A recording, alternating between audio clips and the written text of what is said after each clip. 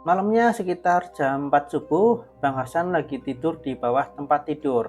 Kakinya tiba-tiba disenggol. Sekali, dua kali, dan akhirnya dia cobalah melek, nengok, dan pas dia nengok, ada anak kecil berdiri di depan dia. Mukanya pucat, kupingnya sama bajunya berdarah.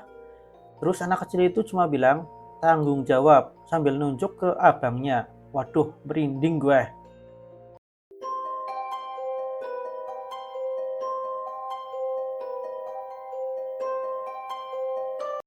Malam bre, ketemu lagi bareng gue Agi Trivani di channel horor ya, di channel YouTube Safari Gaib atau Home Narasi atau Runemah Narasi ya, dimanapun kalian nemuin gue ucapin terima kasih. Dan kali ini gue mau kasih dua cerita horor sekaligus ya.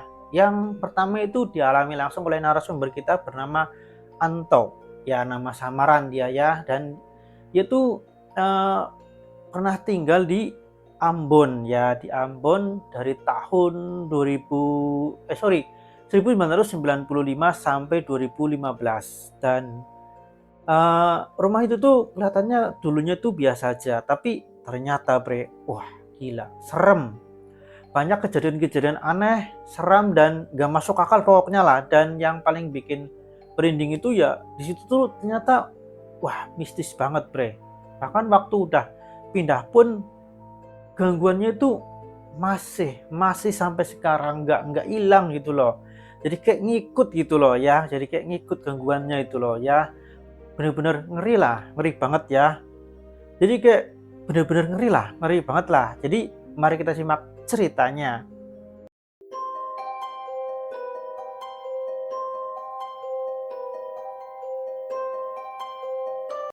Jadi narasumber ini tinggal bareng keluarga besarnya di satu rumah.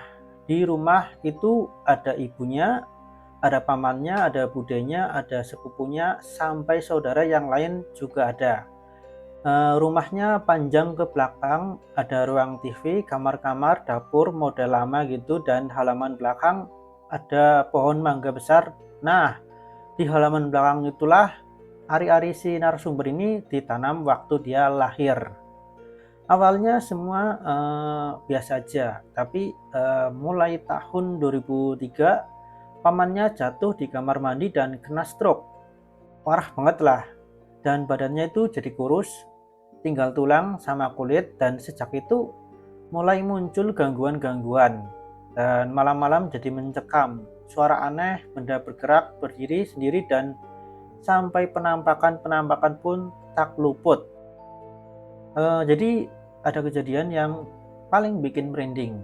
Narasumber itu pernah lihat pamannya sedang makan sendiri di ruang TV, tapi pas dicek lagi piringnya nggak ada, TV-nya mati, dan pamannya ternyata lagi tidur di kamarnya sambil ngorok. Gila nggak tuh? Lu bisa membayangin nggak seserem apa itu? Lagi pula pamannya kan udah kena stroke, gitu ya. Kok bisa itu loh makan sendiri di warung, sorry, di ruang TV gitu loh.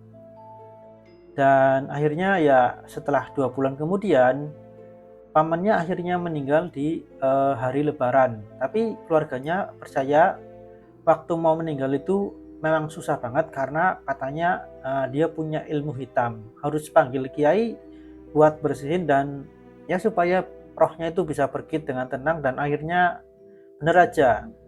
Sehari setelah diruqyah pamannya meninggal. Tepat di hari Lebaran ya.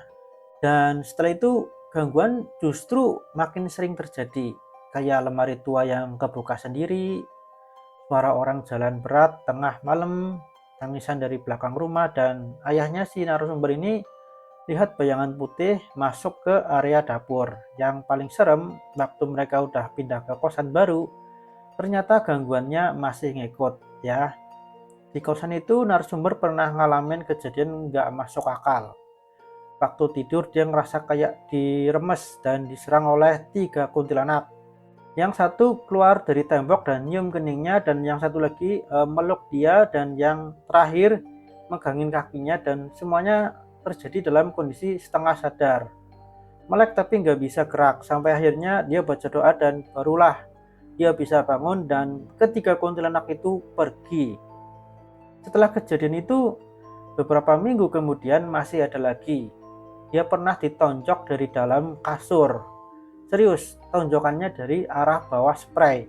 Sampai spraynya tuh ada bekas tonjolan. Dan dicek, tapi nggak ada siapa-siapa. Pas dicek ke belakang ya, ke bawah kasur gitu ya, kosong. Nggak ada siapa-siapa, bre. Dan suatu hari, ibu dan adiknya pun juga ngalamin hal yang sama. Dan ternyata kamar itu dulunya pernah jadi tempat meninggalnya seorang nenek-nenek. Ya, mungkin itu arwah ya atau korin yang nggak tahu pastinya gue. Tapi mungkin itu ya memang korin atau apa gitu loh. Atau bisa jadi itu memang jin yang nyamar gitu ya. Dan yang aneh, setelah pindah dari situ, si narasumber tetap kayak keganggu. Dapat mimpi dan selalu mimpi buruk lah. Kayak rumah masa kecil dan lain sebagainya.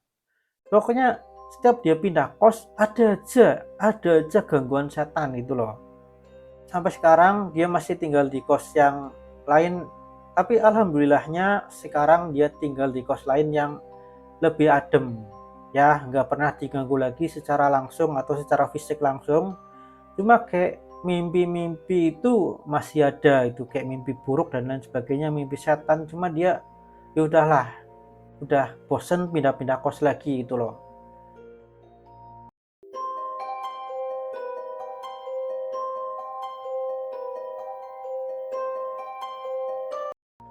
Oke, di cerita kedua yang berjudul Rumah Sakit Angker, Awas Jangan Sendirian adalah cerita pengalaman horor yang benar-benar bikin gue nggak bisa tidur beberapa malam.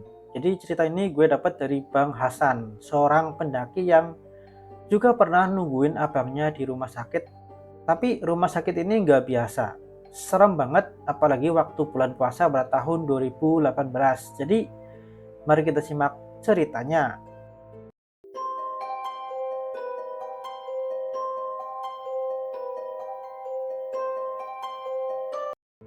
Waktu itu Bang Hasan dapat kabar kalau abangnya kecelakaan parah lah. Lawan arah nabrak truk, ya, tapi bukan isekai. Ini beneran nabrak truk sampai badannya itu remuk, kepalanya sobek, ya, parah banget lah pokoknya. Temannya yang dibonceng bahkan sampai meninggal.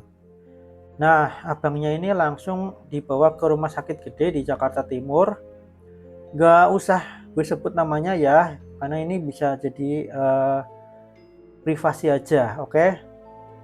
Terus Bang Hasan nemenin abangnya rawat inap ya. Di satu ruangan itu cuma ada 2 pasien, abangnya di pojok dan yang satu lagi kayak bapak-bapak yang diem terus lah. Bahkan disenyumin aja nggak bales. Nah ya, Bang Hasan sampai mikir jangan-jangan dia setan. Mulai malam pertama, kejadian aneh pun langsung muncul. Karena memang saking angkernya tempat ini, bre. Jadi pas lagi dorong abangnya ke kamar mandi ya, pakai kursi roda, tiba-tiba kepala abangnya itu yang bekas jahitan itu tiba-tiba robek lagi, berdarah banyak. Padahal jahitannya udah kencang. Serius, darahnya ngocor dan katanya setelah abangnya sadar dan bisa cerita, dia ngerasa ada yang dorong kepalanya, kayak ada sesuatu yang dari dalam kamar mandi itu ngedorong dia gitu loh. Tapi itu belum seberapa. Malamnya sekitar jam 4 subuh, Bang Hasan lagi tidur ya, dan tiba-tiba kakinya itu kayak disenggol lah. Sekali, 2 kali, 3 kali, dan beberapa kali akhirnya dia coba melek. Dia coba lihat, dan dia lihat apa? Dia lihat anak kecil berdiri di depan dia. Mukanya pucat, kupingnya tuh sama bajunya itu berdarah, dan anak kecil itu cuma bilang, "Tanggung jawab," sambil nunjuk ke abangnya. Waduh, merinding gue. Ternyata 2 hari sebelum kecelakaan, abang Hasan ini nabrak anak kecil sampai meninggal. Ibunya si anak udah ikhlas, tapi bapaknya belum. Bahkan sempat ngedoain hal-hal yang buruk ke abangnya Hasan ini. Ya bakal hidup tenang loh katanya gitu loh. Dan ternyata mungkin doa itu terkabul. Malam-malam berikutnya teror makin menjadi-jadi. Anak kecil itu terus muncul. duduk di ujung kaki abangnya, kadang ketawa, kadang cuma melototin. Bahkan saat Bang Hasan ini keluar cari obat, dia kesasar muter-muter, bolak-balik lagi ke kamar mayat. Sekali dua kali bahkan satpam yang bertugas di situ ya, di petugas rumah sakit itu justru malah kelihatan aneh. Datar, nggak ada ekspresi, kayak bukan manusia. Dan pernah juga dia ngeliat sosok pendek kayak orang kebakar berdiri di depan kamar mandi, dan ternyata siangnya emang ada pasien yang meninggal karena kebakaran. Parahnya lagi, pas Bang Hasan mau pulang ya, mau pulang ke rumah lah ya, mau ganti baju dan lain sebagainya ya, dan itu kejadian masih di rumah sakit aja ya. Tiba-tiba motornya itu kerasa berat banget, kayak ada yang narik gitu loh. Jadi emang saat itu kan motornya masih di basement lah, tempat pemarkiran ya di rumah sakit ya. Tapi kayak pas dia coba keluar dari parkiran, kayak berat banget, motornya kayak berat banget lah, nggak masuk akal lah, kayak ada yang nempel gitu loh. Dan tahu nggak, anak kecil itu ternyata ngikut sampai ke rumah. Tapi ya dia tetap berusaha buat nyampe ke rumah, buat mandi dan lain sebagainya sebelum balik ke rumah sakit lagi ya. Dan lu tahu nggak, anak kecil itu ternyata ngikut sampai ke rumah. Jadi mungkin yang bikin motornya berat itu ya si hantu anak kecil itu. Tapi setelah abangnya jujur bilang dia emang nabrak dan udah minta maaf ke keluarganya, tiba-tiba terornya hilang. Gue jadi mikir, kadang arwah yang gentayangan itu bukan karena dia jahat, tapi karena ada yang belum selesai. Apalagi kalau orang tuanya nggak ikhlas. Dan yang bikin serem, rumah sakit itu benar-benar kayak tempat para makhluk itu berkumpul. Oke deh, segitu dulu ya cerita dari gue kali ini. Buat kalian yang punya cerita seram juga boleh banget kirim DM ke kita ya, atau email ke kita ya. Jangan lupa subscribe dan hati-hati kalau nemenin orang di rumah sakit, karena bisa jadi yang tidur di sebelah lo bukan manusia.